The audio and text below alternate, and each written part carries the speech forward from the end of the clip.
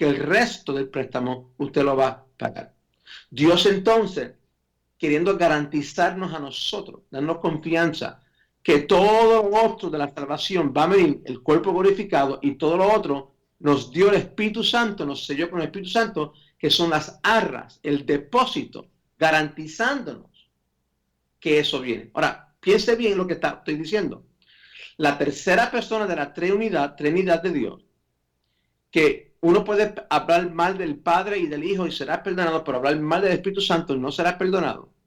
Esa tercera persona fue dado para redimirnos, santificarnos, sellarnos, guardarnos, guiarnos, pero también es un depósito. Imagínate qué grande es la salvación, que el depósito es el Espíritu Santo. Y tengo que hablarlo de esta manera para que tú y yo podamos apreciar el ministerio del Espíritu Santo en el creyente. La importancia de vivir conectado al Espíritu Santo, de entender el ministerio. Por eso fue que Jesús dijo en Juan 16:7 que os conviene que yo me vaya para que el Espíritu Santo, el Consolador, venga. Entonces dice, estamos confiados siempre sabiendo que al estar presentes en el cuerpo, estamos ausentes del Señor. ¿Qué está diciendo? Que mientras Pablo esté vivo, él está ausente de estar con Cristo físicamente. ¿Ok? Porque vivimos por la fe y no por vista. ¿Qué está diciendo Pablo? Que mientras que estemos ausentes del Señor, porque no hemos muerto aquí en la tierra, nuestro caminar entonces por fe en lo que Cristo ha dicho en su palabra. 8. Pero estamos confiados, aunque más preferimos salir del cuerpo, eso es morir y estar junto al Señor, por lo cual también procuramos, ya presentes o ausentes, serle agradable. En otras palabras, está diciendo, sea que muera hoy o no muera, aunque el deseo es estar con Cristo y morir y estar con Cristo, sea que esté o no, el enfoque entonces es agradar a Dios en todo mientras viva. ¿Estamos? 10. Porque es necesario que todos nosotros, porque hay que agradecerlo en todo, porque todos nosotros es necesario comparezcamos ante el tribunal de Cristo para que cada uno recoja lo que practicó estando en el cuerpo, sea bueno y malo. En otras palabras, tenemos que dar cuentas. Al final, hay que estar enfrente del tribunal de Cristo para ser juzgado por lo que hicimos, buenos o malos, en el cuerpo. Y por eso entonces, él dice, él quiere vivir para agradar a Dios y hacer su voluntad. Entonces, él está viviendo hoy con el fin en mente. ¿Ok? Versículo 11. Conociendo pues entonces el temor de Dios, ¿qué está diciendo? Entendiendo que tengo que dar cuentas y este es el temor de Dios que me permite agradecerlo a Él todos los días y vivir cada día en fe. Él dice, conociendo pues el temor del Señor, persuadimos a los hombres. Ante Dios hemos sido hechos manifiestos y espero que también ante vuestra conciencia sea manifiesto. ¿Qué está diciendo Pablo? Que como él vive con esta mentalidad y esta perspectiva de lo que Dios ha hecho, él quiere persuadir a los hombres que acepten a Cristo. 12. No nos recomendamos otra vez a vosotros. ¿Qué está diciendo él? Que no me estoy pompeando con aire, no me estoy echando crédito, no estoy tratando de promoverme yo. ¿Ok? Él dice, no es que nos recomendamos otra vez a vosotros, sino que os damos ocasión de que vosotros os gloréis por nosotros para que tengáis que responder a lo que se glorían en la apariencia y no en el corazón. ¿Qué está diciendo Pablo ahí? Si usted lee esta carta en capítulo 3 de 2 de Corintios, Pablo escribió la carta porque Pablo fundó la iglesia de Corintios y cuando Pablo dejó la iglesia con el equipo pastoral y salió siguiendo la obra apostólica, entraron falsos maestros descreditando a Pablo en frente de los corintios.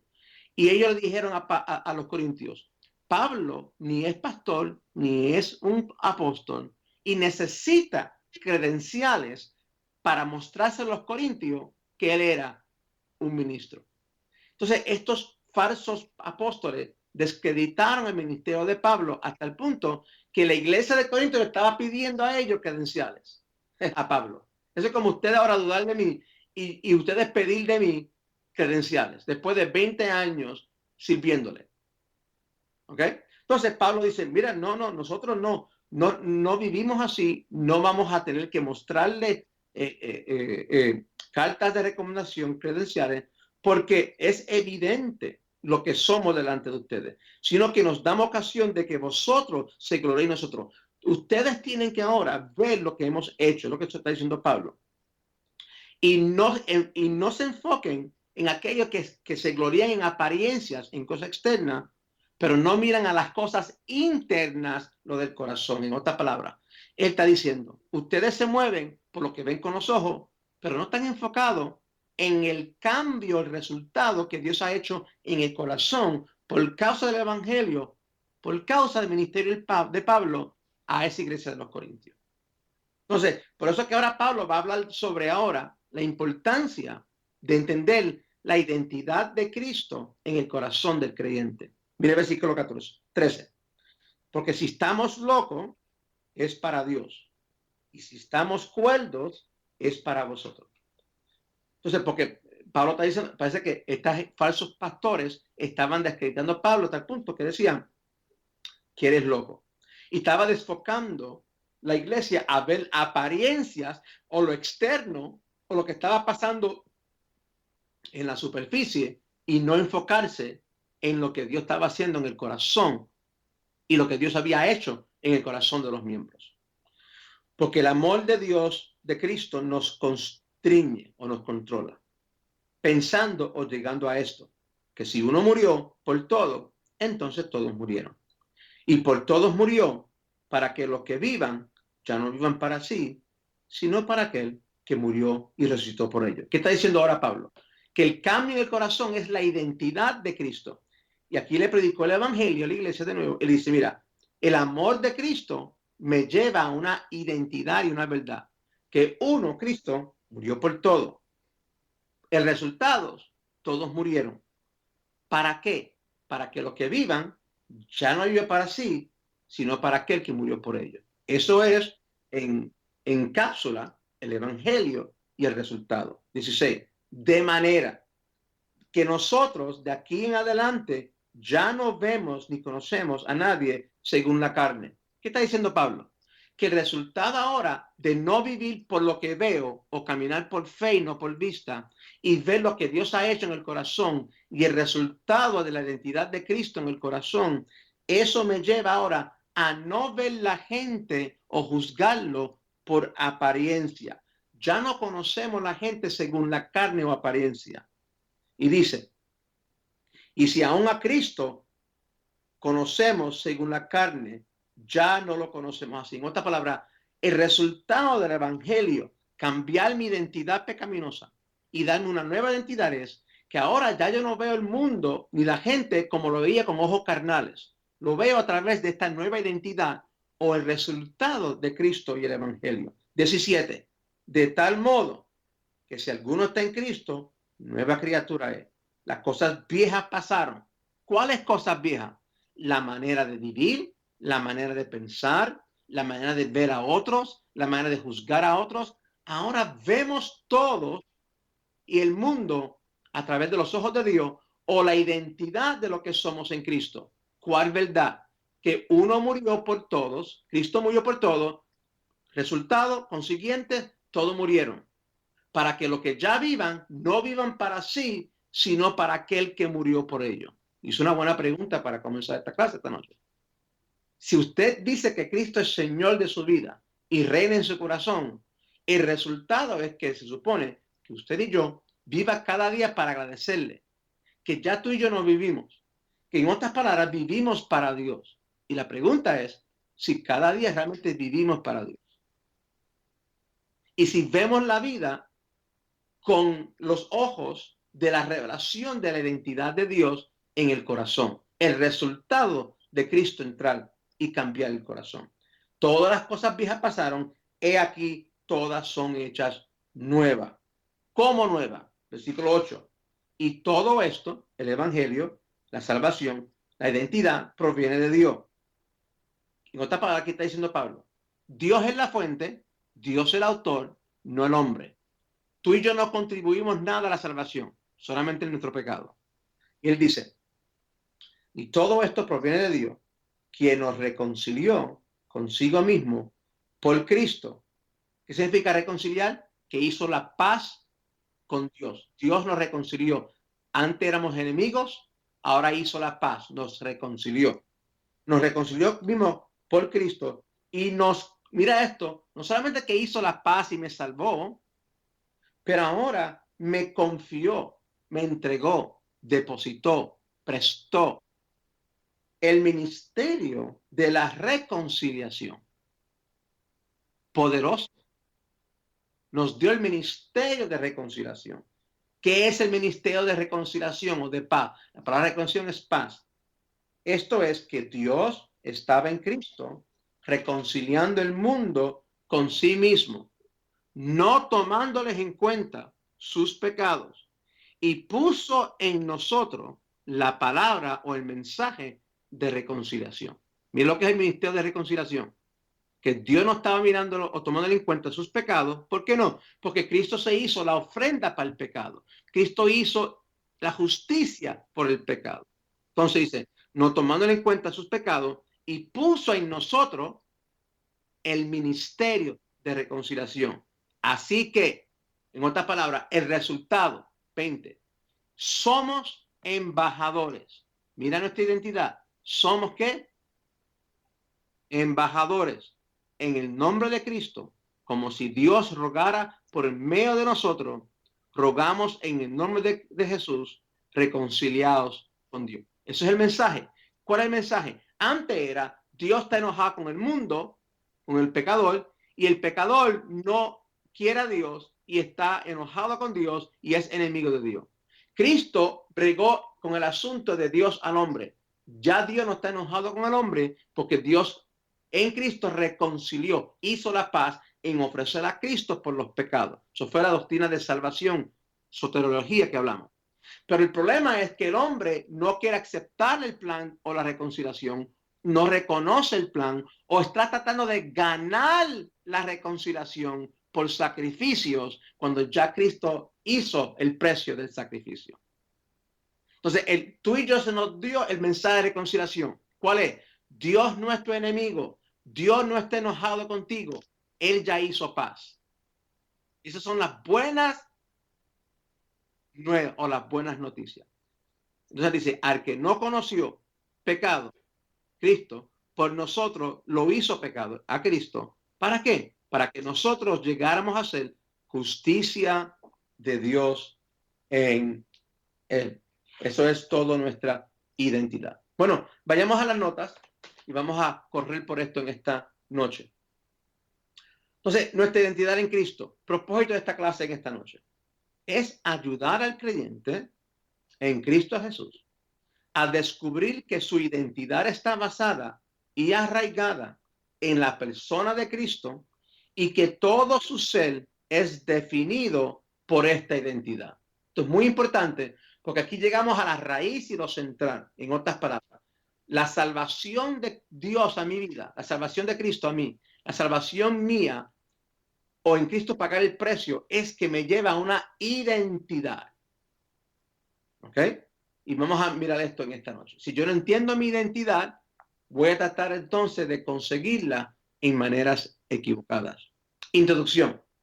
Estoy convencido por la palabra de Dios y su espíritu que no hay otro tópico de mayor importancia y relevancia en las escrituras que la identidad de Cristo en la vida de sus hijos.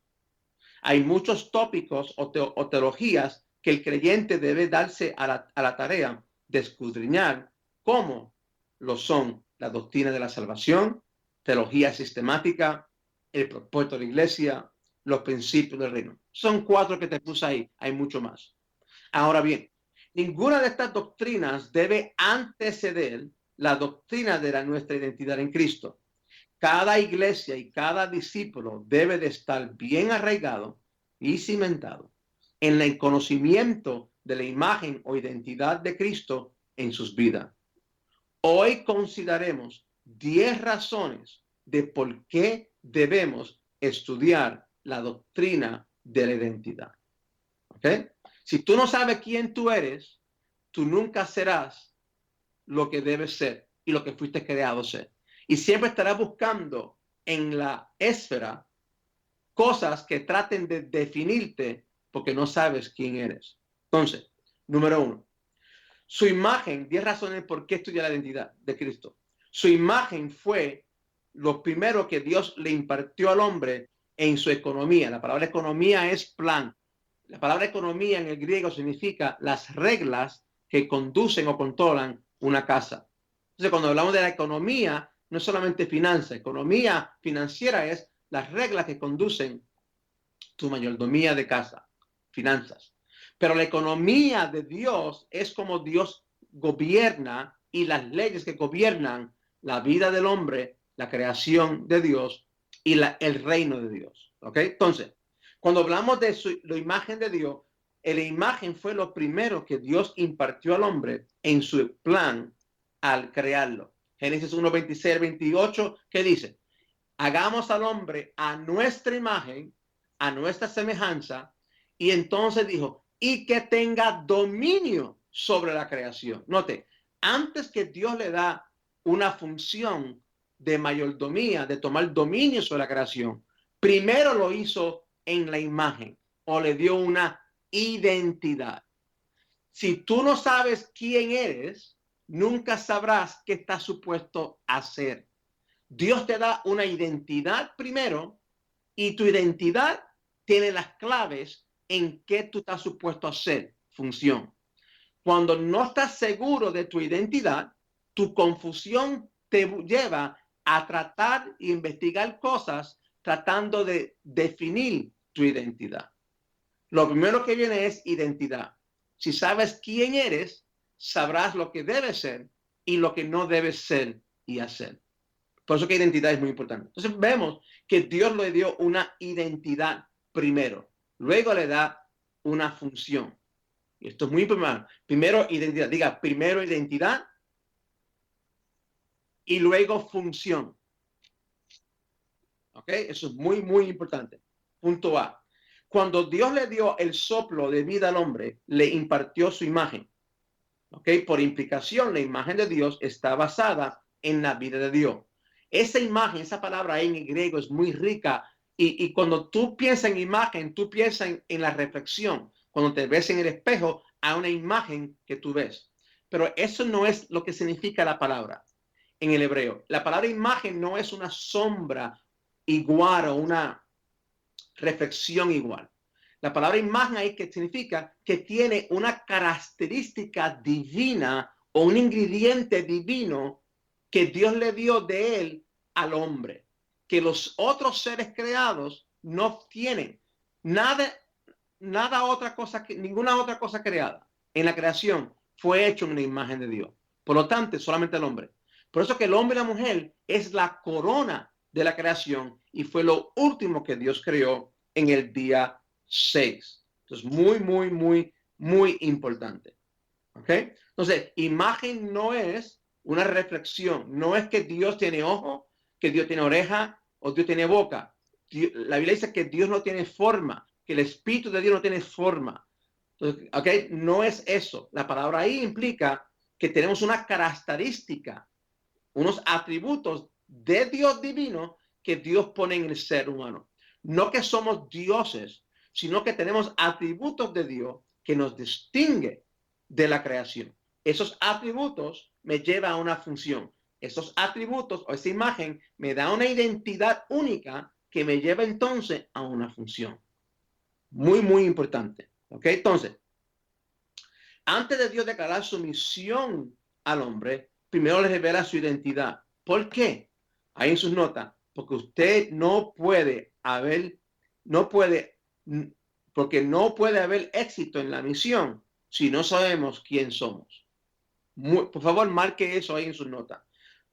No puede haber éxito en la misión si no sabemos quién somos. Efesios 2:10, ¿qué dice? Somos hechura suya, creados en Cristo para buenas obras. ¿Ves? Función que Dios preparó desde antemano para que anduviésemos en ella. Entonces, primero Dios nos da misión o una identidad, ¿ok?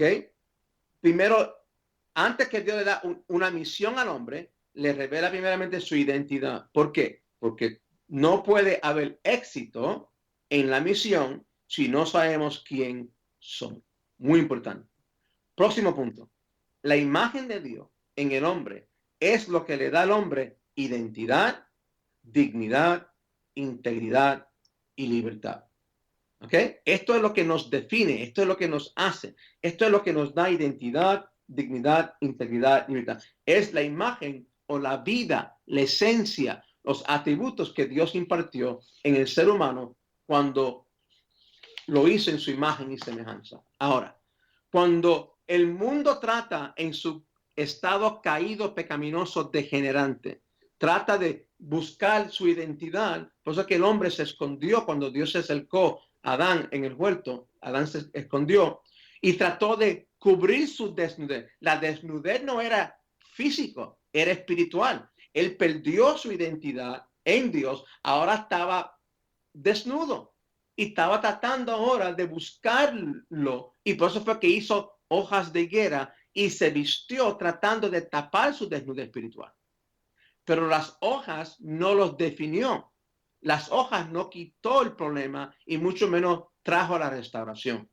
Entonces el hombre en su estado caído busca valor en cosas para encontrar su identidad. Y ahí te puse en sus notas. El valor del hombre no está, escúchame, en lo que posee, en cuántas personas conoce, en cuánto dinero tiene, en sus dones o habilidades o en su conocimiento. Porque el mundo trata de medir su identidad en estas cosas, ¿verdad que sí? Mientras más dinero, ya no te llaman señor, te llaman don. Mientras más riqueza y más fama, como que eso te define. El problema es que cuando tú mueras, toda la fama y las riquezas y lo que obtuviste se queda atrás y te vas desnudo con un carácter. La pregunta es que el carácter, si tiene identidad de Dios o tiene identidad pecaminosa. Porque eso es lo único que llevamos, ¿ok? Entonces el mundo busca identificarse en estas cosas, ¿ok? Eso es la concupiscencia de la carne, la vanagloria de la vida y la concupiscencia de los ojos, ¿verdad que sí? Y Dios dijo, no amemos esta cosa. Él no dijo que no lo tengamos. Tú puedes administrarlo y tenerlo porque Dios lo creó, pero no amarlo más que Dios, no amarlo más que uno mismo. Y no aferrarse a esas cosas como para definirse, ay, yo no puedo sin dinero, yo no puedo sin una casa, yo no puedo sin un hombre, yo no puedo sin una mujer, yo no puedo sin sexo, yo no puedo sin ropa, yo no puedo sin un trabajo. Si yo no trabajo, me vuelvo loco. No, bueno, lo que tú me estás diciendo es que eso es lo que te define. Pues tú tienes un problema de identidad entonces. Porque llegará el día que tú no vas a poder trabajar más. Y tú no paras de existir porque no puedes trabajar o hacer dinero. O te quiten el dinero. ¿Ok? Entonces, el valor de Adán estaba en la imagen de Dios en él. Cuando Dios lo hizo en su imagen y su semejanza. Y eso fue lo que los distinguió de las otras creaciones. 3. Segundo punto. Su imagen fue lo primero que fue atacado en la vida del hombre. Génesis 3, 1 al 5, vemos cuando Adán, que diga Eva, es confrontado por el diablo. Y la primera pregunta en la Biblia es una pregunta teológica, una pregunta eumenética sobre la palabra. ¿Con que Dios dijo? ¿Con que Dios habló? Y el primer ataque fue contra la palabra, pero en específico la identidad de Adán y Eva que Dios había declarado. Hagamos, cuando él dijo, al hombre a nuestra imagen y semejanza. ¿Por qué fue lo primero que se atacó? Fue la identidad del hombre. ¿Por qué? Ahí en sus notas. Número 1, él sabía que si el hombre perdía conciencia o su conocimiento y su identidad de quién era en Dios, lo perdería todo. Perdería su identidad, su dignidad, su integridad, su libertad, su propósito y su relación con Dios, la cual está basado en la imagen de Dios. ¿Por qué Dios no se relaciona con un perro y un gato y un caballo? ¿Por qué Dios no los redimió a ellos? Porque ellos no están hechos en la imagen de Dios. El hombre sí fue hecho en la imagen de Dios. ¿Están conmigo? Segundo punto, el trabajo del adversario y su misión sobre los hijos de Dios es solo una: confundirlos acerca de su identidad en Cristo. ¿Ve? Por eso que tenemos conflictos hoy en día en el mundo sobre esto de matrimonios iguales, hombres casándose con hombres, mujeres con mujeres, niñas y hombres que están inseguros de su identidad, de quién son, actores que cambian de sexo o van de mujer en mujer y hombre en hombre tratando de definirse, buscándolo en materialismo o sexo o placer. Entonces, si yo logro cambiar tu identidad, te voy a confundir porque te desconecté de la fuente que es Dios, porque Él es el creador de todo. Supongamos que en esta noche usted llegaría al templo y usted vio algo encima del púlpito que es una maquinaria, pero nunca lo ha visto. Y es algo que alguien inventó, pero usted no sabe para qué es y para qué trabaja y existe. Si usted quisiera saber para qué fue esa creación, usted necesitaría buscar quién. Al creador, ¿verdad? El que lo originó. Para tú decirle, ¿para qué es eso? ¿Cómo lo hiciste? ¿Para qué lo hiciste? Entonces, si yo desconecto el creador de la creación y desconecto el manual de operación, pues entonces lo que es creado no tiene propósito y se corrompe y se abusa el propósito de lo que fue creado. ¿Por qué? Porque está desconectado de la fuente. Y eso fue el trabajo y la misión de Adán, del diablo, e intentar Adán y Eva en el huerto, confundiéndolos con lo que Dios dijo, confundiéndolos en su identidad. Es más, lo confundió hasta el punto que le dijo, realmente Dios dijo que si comen del árbol que no sé, que serán como Dios, y confundió todo lo que Dios le ha dicho, y Eva no le contestó correctamente, y en vez de echarlo fuera del huerto, comenzaron a entretener la conversación y contestar las preguntas. ¿Están conmigo? Próximo punto. ¿Por qué la identidad es importante? Porque su imagen fue lo primero que Dios prometió a restaurar el hombre. En Génesis 3:15 vemos que Dios dijo que a través de Dios le profetizó, Dios declaró la primera vez el evangelio en Génesis 3:15 cuando le dijo a la serpiente, a través de la semilla de la mujer, él vendrá a aplastar la cabeza a la semilla o a la serpiente y Dios tendrá enemistad contra la semilla de la serpiente con la semilla de la mujer. Y Dios dice que Él va a restaurar lo que se perdió. ¿Qué se perdió en el huerto? Relación. La identidad del hombre fue pervertida por el pecado, por lo tanto fue desconectado, destituido de la gloria o la vida de Dios. ¿Ok? Entonces la prioridad de Dios es restaurar su imagen en sus hijos a través de su simiente, que es Cristo. Génesis 3:15. ¿Por qué su identidad en nosotros es su prioridad? ¿Por qué la identidad, restaurar la identidad del hombre es prioridad para Dios? ¿Por qué Dios dijo eso primero en Génesis 3:15? Ahí en sus notas. Porque sin la imagen de Dios, el hombre jamás podría cumplir con su misión de reinar. Génesis 28. Y sojuzgue la tierra y las aves y todo ser creado. Por esto Dios nos ha hecho participantes de la naturaleza divina. Mire segundo de Pedro, un momentito.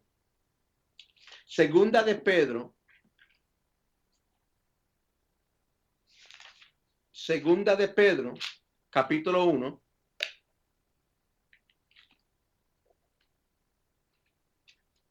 ¿Llegaron ahí a segunda de Pedro? Entonces, si yo logro cambiar tu identidad y no tienes conocimiento de quién eres en Dios, tú nunca vas a cumplir con tu propósito en la tierra por la cual Dios te creó y nunca vas a reinar, nunca vas a conquistar la creación y ser un buen administrador. En vez de tú conquistar los problemas o la creación, los problemas siempre te van a estar conquistando. Porque no sabes quién eres y como no sabes quién eres, no sabes lo que ya tienes en Dios. Entonces, en vez de caminar lo que ya tienes en el conocimiento que Dios nos dio en Cristo y el resultado de Cristo en la cruz, lo que nos concedió, estamos tratando de pedirle a Dios en oración lo que Él ya nos dio.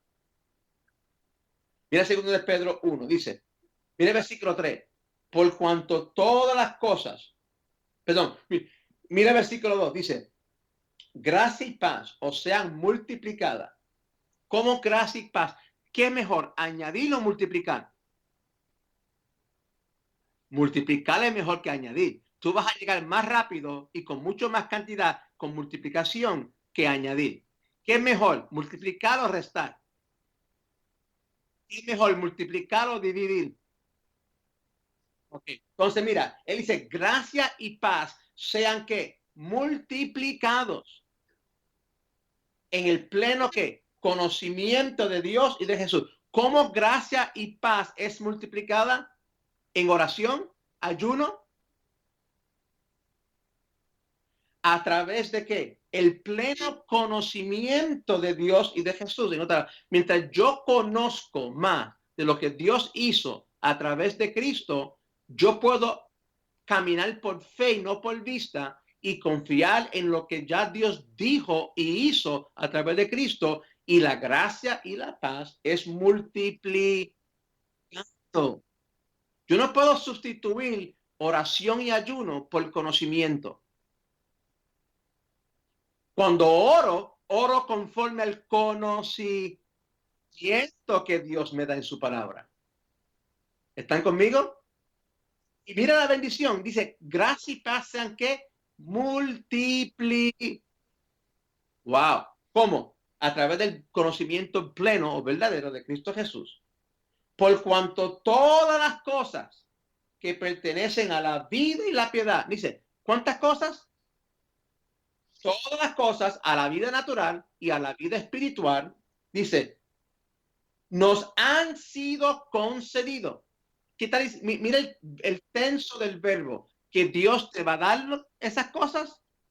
No, que en la mente de Dios y en la eternidad de Dios, ya Dios nos dio todas, algunas cosas, no todas las cosas que pertenecen a la vida de esta edad fueron ya concedidas por su divino poder, como mediante del conocimiento pleno del Hijo, pleno del que nos llamó por su gloriosa proezas. ¿Qué está diciendo el texto? Que ya Dios, a través del conocimiento de Cristo, me dio todas las cosas a la vida y a la pie. Wow, qué bendición en esta noche. ¿Ah? Y sigue diciendo, por medio de las cuales estas promesas o el conocimiento de la palabra nos ha dado preciosas y grandísimas promesas para que por ellas llegaremos a ser consubstanciales con la naturaleza divina o participantes de la naturaleza divina, habiéndolo habiendo huido la corrupción que hay en el mundo por causa de la concupiscencia. En otra palabra, ¿cómo vencemos el mundo? ¿Cómo vencemos la concupiscencia? ¿Cómo vencemos el pecado? Ya Dios me dio todas las cosas en la vida y la piedad, y a través del conocimiento yo puedo entonces, cuando lo conozco, lo aplico y lo creo, puedo caminar en una vida que victoriosa. Y entonces participo de la naturaleza divina. Entonces, vemos entonces que la imagen de Dios fue lo primero que Dios restaura en el ser humano. También porque es el eterno propósito. Entonces, Dios está restaurando su imagen en mí porque cumple en él restaurar lo que se perdió en el huerto, identidad e imagen, y me permite entonces caminar como conquistador, y también porque es el eterno propósito de Dios que sus hijos reflejen su imagen. Dios me llamó a glorificar a Dios. Dios me llamó a ti y a mí para reflejar la gloria de Cristo a través de nuestras vidas. Y ya mismo vamos a mirar Romanos 8, 28 al 30 en otro punto aquí más adelante. Próximo punto. Su imagen fue lo primero que Dios afirmó en la vida de Jesús antes de que entrara a su ministerio. Mira Mateo 3, 6 al 17, ¿qué dice? Y Jesús, después de que fue bautizado, subió luego del agua. He aquí, los cielos fueron ¿qué? abiertos y vio el Espíritu de Dios que descendía como paloma y venía sobre él. Y hubo una voz del cielo que decía, este es que mi hijo amado en que tengo que paciencia. Entonces, lo que yo creo aquí es que aquí cuando Cristo ahora es bautizado por Juan el Bautista en Mateo 3, él entra a las aguas, muere a su vida privada, sale de las aguas, comienza su ministerio público, el Espíritu Santo baja en forma de paloma, bautiza a Cristo, el Padre habla de una nube. En un texto vemos la Santa Trinidad, el Padre hablando de una nube, el Espíritu Santo bajando en forma de paloma y el Hijo de Dios saliendo de las aguas. ¿Y qué sucede? Vemos ahora que Dios dice, este es mi Hijo, lo define, dice, enfrente de toda esa gente, este es el Mesías y este es mi Hijo, en que tengo que complacencia. ¿Qué significa complacencia? Es la palabra griega eudekeo, que significa aprobado, agradar, gozar, gozo y placer. En otras palabras, aquí está diciendo la identidad de quién es Cristo. Por Cristo ser hijo, por nacimiento, me da placer, me da gozo. Ahora mire lo que te puse ahí. De acuerdo al texto arriba mencionado, el placer del Padre sobre la vida de Jesús estaba basado en quién es Él. Este es mi Hijo amado. Note que Jesucristo todavía no había hecho ni un milagro, ni tampoco había cumplido con su misión. Y ya el Padre estaba expresando su placer, contentamiento y gozo sobre su vida. El placer de Dios sobre el creyente no está en lo que el creyente hace, tiene, ha hecho o va a ser, sino en quien es un hijo amado. Esto demuestra que el amor de Dios sobre sus hijos es un amor que incondicional, basado solo en la identidad que él mismo le dio por gracia. Entonces, esto es importante porque yo no hago las cosas para ganar el favor de Dios. Yo no hago las cosas para ser aprobado. Yo no hago las cosas para agradar a Dios o traerle placer a Dios. Ya Dios tiene placer de mí por lo que hizo en Cristo Jesús. Yo no lo hago para alcanzar. Yo lo hago porque Él ya tiene placer de mí. Él ya tiene gozo conmigo. ¿Ve? Es muy diferente yo tratar de ganarlo que yo saber que ya lo tengo. ¿Ve? Y por eso podemos entonces tener paz, tener alegría, tener entusiasmo, no estar triste, porque independientemente de lo que esté pasando a nuestro alrededor, Él tiene placer de nosotros. Él tiene gozo de nosotros. La pregunta ahora si nosotros tenemos el mismo placer en Dios, si el concepto de Dios en mí, viviendo en mí, el concepto o la teología de que Cristo mora en mí, la verdad de que Cristo me salvó, me justificó, me redimió, si eso de veras me da placer, me da paz, si yo me regocijo en eso. Amén. Note, esta generación opera contrario a este principio. La iglesia debe concentrar todo su esfuerzo en desarrollar la imagen de Dios en sus ministros y discípulos para luego no tener que poner hijos sin conocimiento de su identidad a trabajar, sino hijos conscientes de que el placer del Padre ya está sobre sus vidas, a fin de que sirvan motivados por amor y no por miedo o conveniencia. Los hijos son motivados a trabajar por el solo hecho de que son hijos y trabajen en la empresa del Padre, reconociendo que es suya porque por herencia. Mira lo que dice Salmo 102. Dice, servir a Jehová con tristeza y pena, con sacrificio. No, servir a Jehová con qué? Venir ante su presencia con qué? Porque yo puedo entrar con regocijo, porque Él ya tiene placer de mí. ¿Hasta qué punto? Que dio su hijo por morir por mí en la cruz. ¿Ok? Entonces, Esto solo lo puede lograr los hijos que sirven con gozo en el corazón. Los siervos sirven, ¿por qué? Por miedo, por transacción, por obligación, por orgullo, por prestigio y por agendas propias. Por eso fue que en la parábola del buen pastor en Juan 10, 11 al 13, Cristo definió la diferencia entre el buen pastor que da su vida por las ovejas cuando viene el lobo y el asalariado que cuando viene el lobo, ¿el qué? Él huye, él se va del problema, él se va de la iglesia, él corre de la iglesia, él corre de responsabilidad. La persona que es asalariado, que está por beneficio propio, cuando viene el problema, se llama más así que la empresa, ama más, se ama más a él que las ovejas, ama más a él que el buen pastor, ama más a él que la iglesia, se ama más a él que la iglesia. Y cuando viene el problema, ¿qué hace?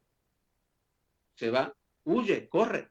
Entonces, nada más nos prueba que circunstancias.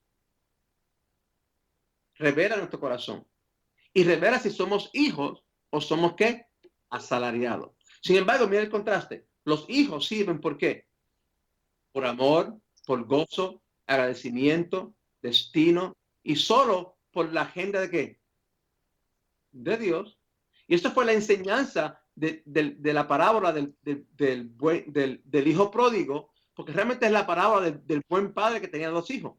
Y note, ¿quién fue el que conocía el corazón del padre? Era el siervo que había trabajado ahí tantos años y fue el siervo que vistió al hijo con el anillo, con las sandalias, con los robles de justicia. Y fue el siervo que conocía el corazón del padre. Los hijos, los dos hijos, el mayor y el menor, no conocían el padre, no amaban al padre, mucho menos el propósito del padre. Amén. Próximo punto. ¿Por qué es importante conocer nuestra identidad?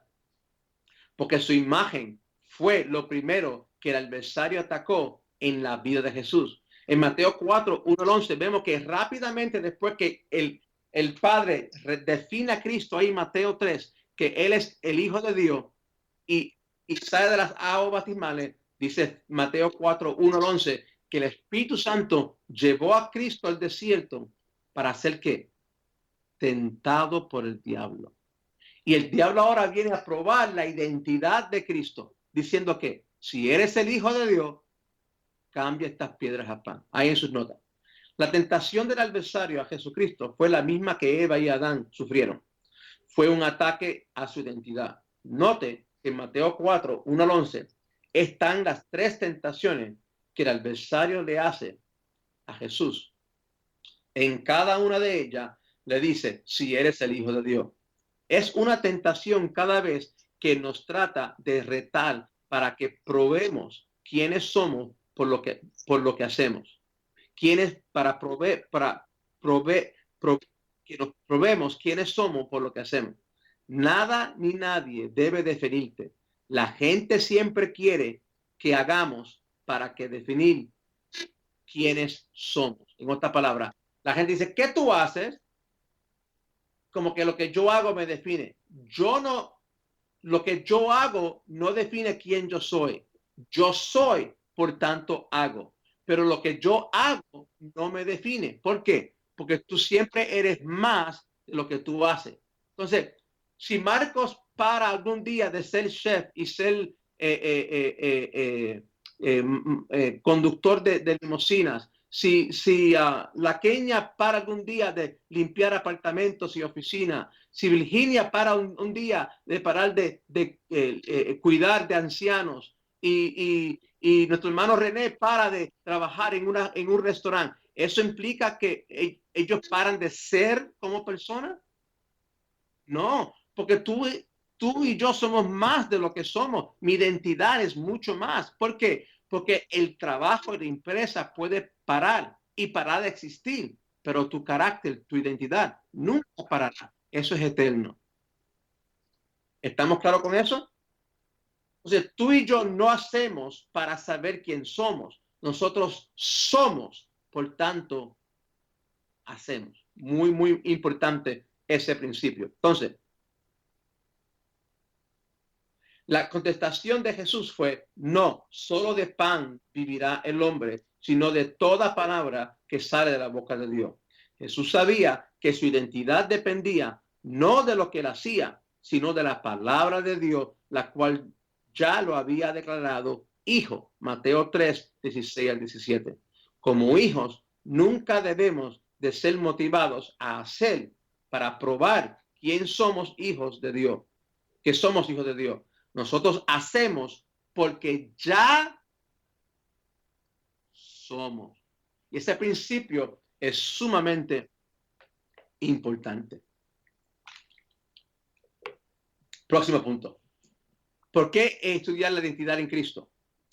Su imagen fue lo primero que vino a restaurar en la vida de sus oyentes. En Lucas 13, 10 al 13 y 16 dice así: enseñaba a Jesús en una sinagoga en el día de reposo, y había allí una mujer que desde hacía 18 años tenía un espíritu de enfermedad y andaba encorvada, y en ninguna manera se podía enderecer. Cuando Jesús la vio, la llamó y le dijo: mujer, eres libre de tu enfermedad. Y puso las manos sobre ella, y ella se enderezó luego, y glorificaban a Dios. Y dijo: y esta hija de Abraham, porque le reputaron porque él sanó en el día de reposo. Entonces, miren los puntos que te puse ahí. Esta mujer fue restaurada basada en la promesa de que ella era hija de Abraham. Ellos dijeron: no es lícito que tú la sanes en el día de reposo. Y entonces Cristo dijo: esta hija de Abraham, otra para tener un pacto con Moisés y con Dios, no merece ser sanada. Y ustedes en el día de reposo se le cae un asno, un caballo en el hoyo y usted lo saca. Pero nota que Cristo dice que él la sanó por su identidad. Está bajo pacto. Ella es hija de Abraham. Ahí en sus notas. La enfermedad de ella representa simbólicamente el problema de falta de identidad en la vida del ser humano y aún en la de muchos creyentes. Ella estaba encorvada, lo que denota que la única visión que tenía era ¿hacia dónde?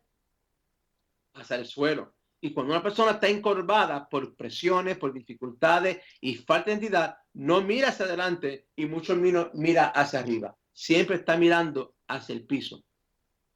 Cristo la libera de su enfermedad basándose en su identidad. Esta hija de Abraham. Muy importante. Cada vez que un creyente descubre su identidad en Cristo, es liberado de una visión de bajeza hacia una visión de acuerdo a su identidad en Cristo. Note lo que el salmista dice: mas tú, Jehová, eres escudo alrededor de mí, mi gloria, el que levanta mi cabeza, para que puedas enfocarte en tu destino y puedas enfocarte en Dios y caminar por fe y no por vista, no por lo que te rodea. Caminamos por lo que Dios ha dicho en su palabra. Próximo punto. Cuando Dios restaura la identidad del hombre, levanta su dignidad, su integridad, su libertad, su mayordomía. ¿Ve lo que sucede? Que Dios restaura el hombre. Pero cuando un hombre y una mujer es legalista, trata de ganar por sacrificio y nunca llega al punto si sabe que Dios está contento o no. Por eso que siempre está pensando que Dios está enojado con él. Y cada día Dios está más enojado. Y entonces, no importa qué sacrificio hace, nunca Dios está agradecido porque él no sabe lo que Dios quiere. Porque no ha leído la palabra que dice que ya Dios tuvo que complacencia de nosotros. ¡Wow! ¡Qué bendición en esta noche! 3. La iglesia necesita ser libertada del legalismo que le ha mantenido encorvada por muchos años. Los ministros están para libertar, no para esclavizar. Por eso que muchos pastores no quieren que la iglesia madure en su identidad, porque entonces no puede controlarlo por manipulación y temor. ¿Ok? Próximo punto. Su identidad fue lo primero que Cristo afirmó en la vida de sus discípulos. En Mateo 16, 13 al 18, viendo Jesús a la región de Cesarea Filipo, preguntó a sus discípulos diciendo: ¿quién dice los hombres que es el Hijo del Hombre? ¿Quiénes dijeron ellos? Uno Juan el Bautista, otro Elías, otro Jeremías, algunos de los profetas. Y él les dijo, ¿y vosotros? ¿Quién dice que yo soy? Respondió Simón Pedro y dijo, tú eres el Cristo, ¿ve? Identidad, el Hijo del Hombre. La pregunta fue una de identidad, ¿quién es el Hijo? El Hijo de Dios viviente. Entonces le respondió Jesús, bienaventurado eres Simón, hijo de Jonás, porque no te lo reveló ¿qué? Carne ni sangre, sino mi Padre que está en los cielos. Y yo te digo también que tú eres Pedro. Ahora define a Pedro, identidad, y le cambio el nombre. Y sobre esta roca edificaré mi iglesia. Mira ahí unos puntos. La revelación de Cristo en mí desata el conocimiento de mi identidad en Él. Muy importante. La revelación de Cristo en mí desata el conocimiento de mi identidad en Él. Recuerda que el gran misterio, conforme a Pablo en el Filipenses capítulo 3 y capítulo 4, es Cristo en vosotros, la esperanza de gloria. Entonces, en estos maravillosos textos que han sido mencionados arriba, los cuales estoy convencido que muchos han citado, pero pocos entendido su relevancia. Cristo está enseñando a sus discípulos la importancia de conocer a Él, no según la carne o naturalmente, sino según el Espíritu. ¿Quién dice la gente que yo soy? ¿Ve? Ellos, uno dijeron, tú eres Jeremías, uno de los profetas, Juan el Bautista. Ellos viendo a Jesús, no lo pecaron, no lo pegaron porque estaba mirando según la carne. Pero dentro de la humanidad de Cristo, estaba la divinidad de Cristo. Y ahí donde fue que, pero tú eres. ¿Quién dice la gente? ¿Cuál es mi identidad? Y no pegaron la gente, el pueblo, la mayoría. Pero Pedro sí pegó. Tú eres el Cristo. Y porque lo pegó y tuvo la revelación que no se lo reveló carne y sangre, sino el Padre, esa revelación de Cristo comenzó a cambiar el nombre de Pedro, de Simón a Pedro. Muy, muy importante. Mira lo que te puse ahí en las notas. Simón, que significa inestable o caña movida por el viento. Eso significa Simón. Al recibir sobrenaturalmente la revelación de la verdadera identidad de Jesús, fue bendecido por Cristo. ¿De qué manera fue bendecido? En que Cristo le cambió su nombre o identidad de Simón inestable a Pedro, roca o pedazo de piedra pequeña. Ve, cuando Cristo entró al corazón y les reveló, eso comenzó un proceso de ¿qué? Transformación y cambio. Al conocer a Cristo y quién es Él, el creyente pasa de ser inestable en su identidad a ser una ¿qué? Una roca. Una de las maneras en la que Dios puede bendecir grandemente a sus hijos es revelándole su verdadera identidad en Él, que viene como resultado de nuestro conocimiento acerca de Él como el Cristo. ¿Qué significa Cristo? Un título de autoridad, el que es ungido, separado, un título de gobierno. Y cuando yo conozco quién es Cristo, su divinidad, su humanidad, la obra de Jesús en la cruz, su muerte, sepulcro, resurrección y ascensión, eso me lleva entonces a entender lo que Dios ha hecho por mí en Cristo y entender mi identidad, que si alguno está en Cristo, nueva criatura es. La palabra ahí criatura en el griego, en 2 Corintios 5 y 7, significa algo que existe hoy que nunca existió antes. Lo viejo ha pasado, he aquí, todo es nuevo. Segundo punto ahí, notemos la siguiente acerca del texto. Y yo también te digo que tú eres Pedro, y sobre esta roca edificaré iglesia. ¿Sobre qué roca Cristo edificará su iglesia? Contestación, la roca de la revelación de Cristo, la cual edifica la vida del creyente, su iglesia, al ser entendido de su verdadera identidad en Cristo, por medio del íntimo conocimiento de Cristo en él o ella. Próximo punto. Antes de Cristo enviar ministros, primero se asegura que estos sean entendidos y estén arraigados de su verdadera identidad en él. ¿Okay? Por eso es importante la doctrina de de identidad en Cristo. Próximo punto. Su imagen fue con lo último que el adversario atacó a Cristo en la cruz. Mateo 27, 37, 40 y 43 dice, y diciendo, tú que derribas el templo y en 3 días lo reedificas, sálvate a ti mismo. Esto fue cuando Cristo estaban crucificándole. Si eres el Hijo de Dios. ¿Ves? Todavía estaban atacando a Cristo en su identidad. Desciende de la cruz si eres el Hijo de Dios. Nuevamente vemos que la tentación del adversario se dirige a la identidad de Cristo. Pero esta vez le fue mucho más difícil. ¿Por qué? Esta tentación no fue fácil, ya que fue en el momento de sufrimiento y un momento donde el mismo Padre lo había dado espalda al Hijo en la cruz. En los momentos de dolor, adversidad, sufrimiento, crisis, escasez, es donde seremos retados verdaderamente acerca de quiénes somos. Es en esos momentos de adversidad o hay dificultades serias que comenzamos a pensar si verdaderamente somos ¿qué? Hijos de Dios, y si verdaderamente Dios nos ama y si Dios nos salvó. Dudamos aún si Dios existe. Nuestro conocimiento acerca de nuestra identidad y nuestra confianza en esta revelación nos ayudará grandemente en los diferentes momentos de adversidad que inevitablemente atravesaremos, sabiendo que como hijos, nuestro Padre está en control de toda situación y que a los que aman a Dios, todas las cosas obran a bien, Romanos 8:28. Si actuamos fuera de la voluntad de Dios, reproducimos todo menos sus propósitos. Solo cuando estamos arraigados en su imagen podemos ser su voluntad, cueste lo que cueste. Próximo punto. ¿Por qué la identidad de Cristo en nosotros es muy importante? Porque ha sido su eterno y principal propósito.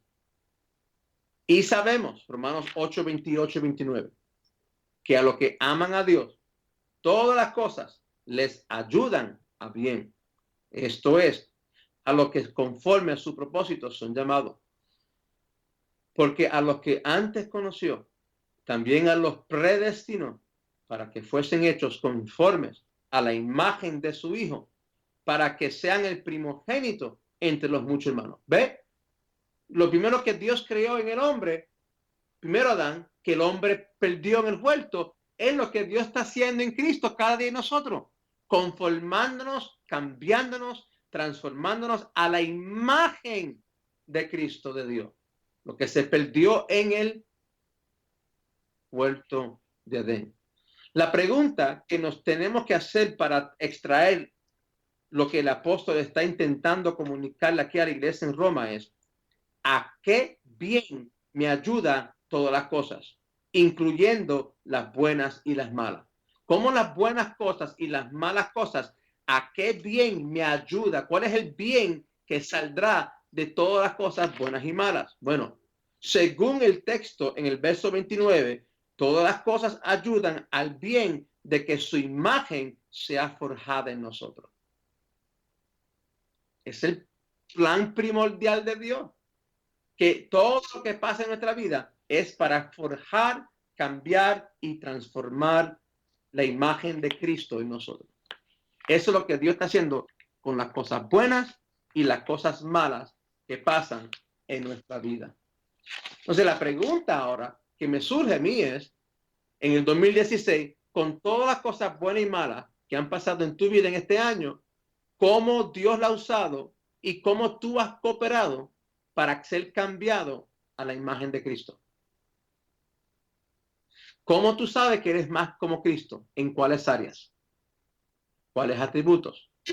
Eso es lo que la Biblia llama el fruto o los frutos del Espíritu Santo, que es el carácter de Cristo. Amén. No es que tú hables más lengua y brinque y salte. Eso es bueno, pero mucho mejor es que el fruto del Espíritu, el carácter de Dios sea manifiesto. Próximo punto. Dios nos predestinó con este primordial propósito.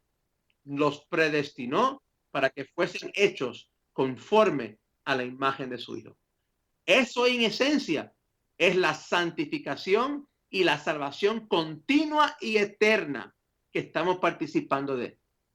La salvación no es simplemente que Dios me guarda del mal y me guarda del infierno y me lleva al cielo. No, esos son beneficios extra.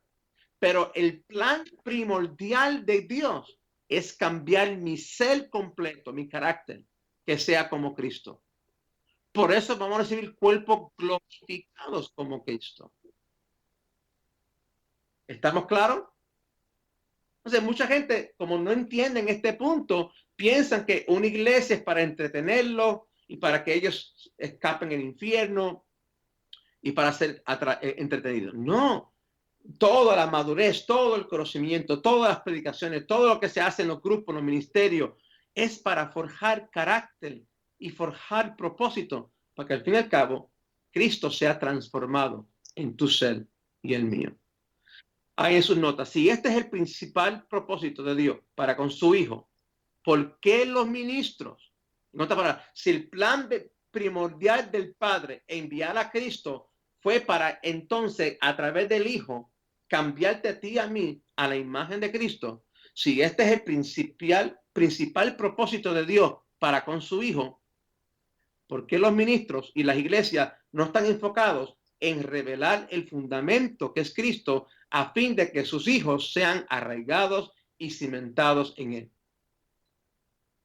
Entonces que muchas iglesias no enseñan doctrinas, no tienen escuela de ministerio, la gente no quiere aprender, más que quieren una predicación de 30 minutos que levante la autoestima, que agradezca el yo y el ego, y la gente sale de la iglesia con lo menos de Cristo, con lo menos del carácter de Dios, con menos de la madurez y la presencia y el carácter de Cristo, con el fin de transformar. Es como todo, bien y mal en mi vida que Dios permite, me está cambiando y Dios lo usa para cambiarme a la imagen de Cristo. Por eso es que el mundo no quiere tener, que diga la iglesia, muchos pastores no quieren tener iglesias maduras. Porque para madurar un niño forja trabajo, ¿verdad, Marco? Que para forjar carácter de Marquito chiquito te cuesta trabajo, te cuesta tiempo y consume mucho tiempo y energía. Pero tú lo haces por agradecimiento, porque sabes, si tú no le forjas el carácter al niño, otro lo va a hacer y no va a ser conforme el propósito de los padres para Marcos, sino va a ser conforme al plan del mundo y del diablo y la concupiscencia del mundo. Bueno, cuánto mucho más si nosotros, siendo malos, sabemos cómo darle buenos regalos a nuestros hijos, cuánto mucho más nuestros padres celestiales nos dará el Espíritu Santo, dijo ahí el texto. Entonces, todo lo que hemos atravesado ha servido para el bien de forjar la imagen de Cristo en nuestras vidas. Por eso tú tienes que tener un journal, escribir tener un libro que cada día tú escribes, qué aprendí hoy, qué Dios está tratando conmigo, cómo Dios me está cambiando y mirar y escribir la fidelidad de Dios cuando Dios contesta oraciones y las pruebas, dificultades y las dudas y tú escribir todas estas cosas para que cuando Dios te dé el éxito y tú mires hacia atrás, tú puedas ver la fidelidad de Dios. Si Dios fue fiel conmigo ayer, será fiel conmigo hoy y será fiel conmigo mañana.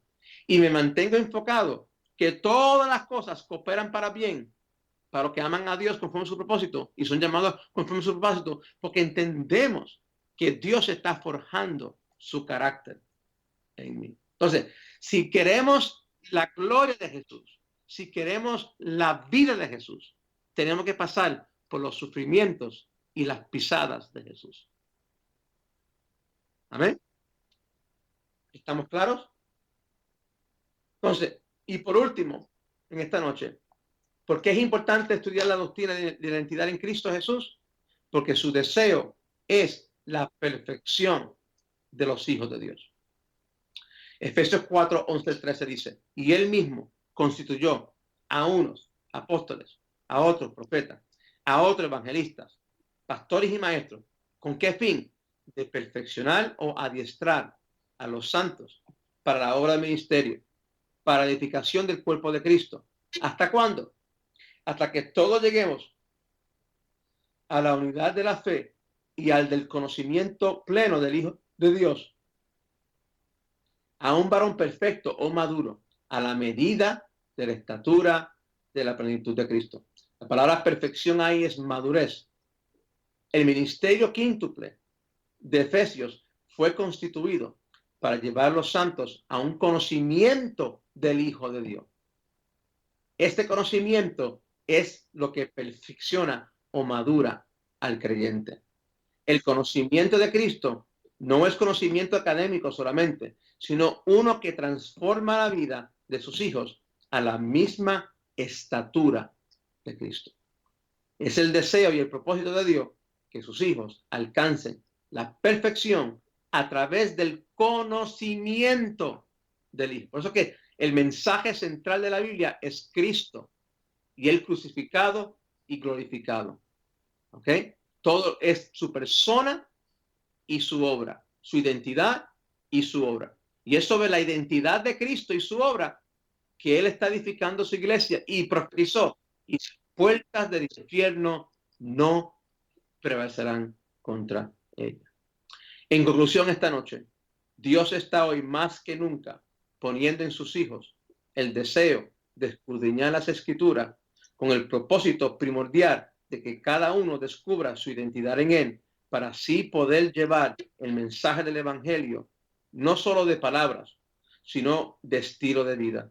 Que Dios nos imparta cada día revelación de su imagen para llegar a ser una iglesia unida, perfeccionada y comprometida con sus eternos propósitos. ¿Ven la importancia de estudiar nuestra identidad en Cristo?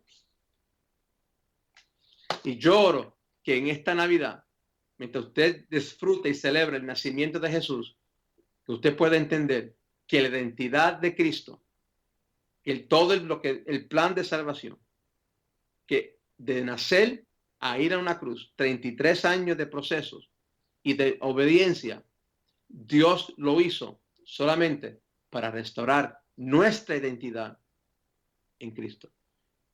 Y si alguno está en Cristo, nueva criatura es, lo viejo ha pasado, y aquí todo nuevo. Y todo esto procede de Dios, que nos hizo embajadores y nos dio el ministerio de reconciliación. ¿Ve? Me da una identidad, nos hace embajadores.